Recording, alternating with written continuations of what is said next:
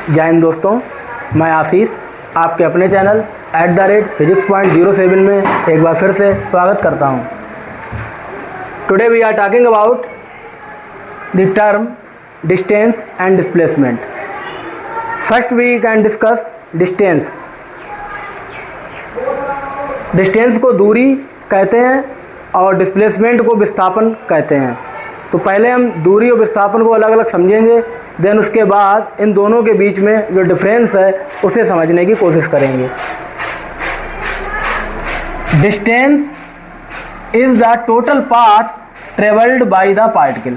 किसी भी पार्टिकल के द्वारा जो टोटल डिस्टेंस कवर की जाती है उसी को हम डिस्टेंस कह सकते हैं। फॉर एग्जाम्पल, जैसे मान लो ये इनिशियल पॉइंट है हमारा कोई, जिसे हम कहेंगे स्टार्टिंग पॉइंट, और ये अंतिम बिंदु है। अब इस बिंदु तक अगर हम इस तरीके से जा रहे हैं, ऐसे ऐसे ऐसे ऐसे ऐसे से जा रहे हैं, तो एक लंबा पाथ हो गया। यूं करके जा रहे हैं तो एक और लंबा पाथ हो गया। लेकिन अगर हम इस तरीके से इसका पाथ कवर किए हैं ऐसे करके जाके, तो ये टोटल पाथ है, जो रास्ता है वो पूरा का पूरा डिस्टेंस कहलाएगा। लेकिन इनिशियल पॉइंट से फाइनल पॉइंट तक जाने में सबसे कम समय कौन सा, सबसे छोटा रास्ता कौन सा होगा? ये वाला सबसे छोटा रास्ता ये होगा। तो ये जो रास्ता दिख रहा है लंबा वाला, लॉन्ग पाथ, इसे हम डिस्टेंस कहेंगे। और जो शॉर्ट पाथ है किसी पार्टिकल के इनिशियल पॉइंट से फाइनल पॉइंट तक जाने का, उसे हम डिस्प्लेसमेंट कहेंगे। तो कहने का तात्पर्य ये है कि distance is the total path travelled by the particle. जो डिस्टेंस है वो किसी भी पार्टिकल या किसी भी कण के द्वारा टोटल पाथ, संपूर्ण पाथ कवर करने को ही डिस्टेंस कह सकते हैं। जबकि किसी भी पार्टिकल के द्वारा जो शॉर्टेस्ट डिस्टेंस है, किसी भी पार्टिकल के द्वारा जो शॉर्टेस्ट डिस्टेंस है, the shortest distance of the particle is known as displacement. जो शॉर्टेस्ट डिस्टेंस है, ये जैसे यहाँ से यहाँ तक जाने में ये शॉर्टेस्ट डिस्टेंस है, तो यही क्या है, इसका डिस्प्लेसमेंट है। It is the major difference between distance and displacement. जो डिस्टेंस होता है वो पूरा का पूरा पाथ पे डिपेंड करता है, और जो डिस्प्लेसमेंट होता है वो बताता है कि कितना कम से कम समय लगे, कितना कम से कम रास्ता तय करना हो एक जगह से दूसरी जगह पर जाने के लिए। इसका दूसरा डिफरेंस होगा, इट मेजर्स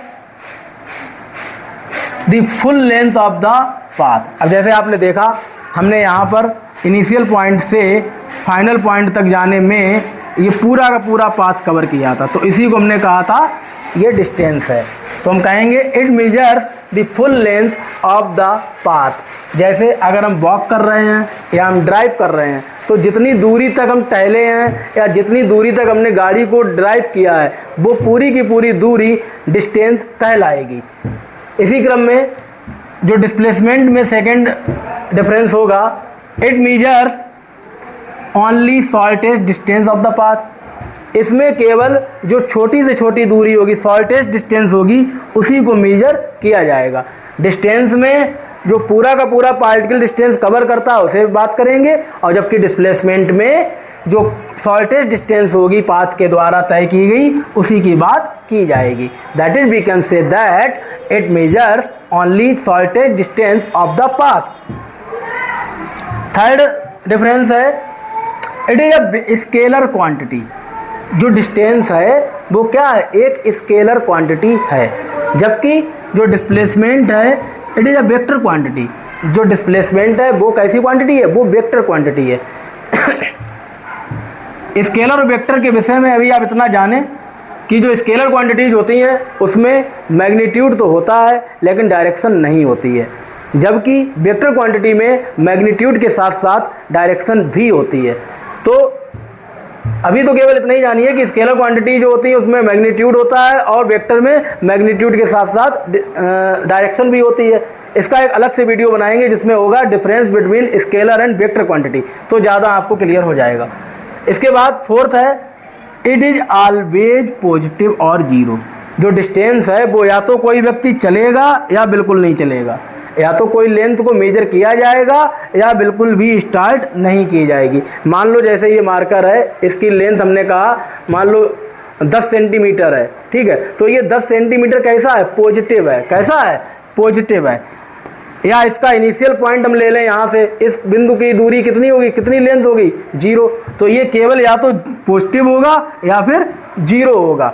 तो हम कह सकते हैं जो तुम्हारा डिस्टेंस होता है इट इज ऑलवेज पॉजिटिव और 0, जबकि जो डिस्प्लेसमेंट होता है it can be positive, negative और 0।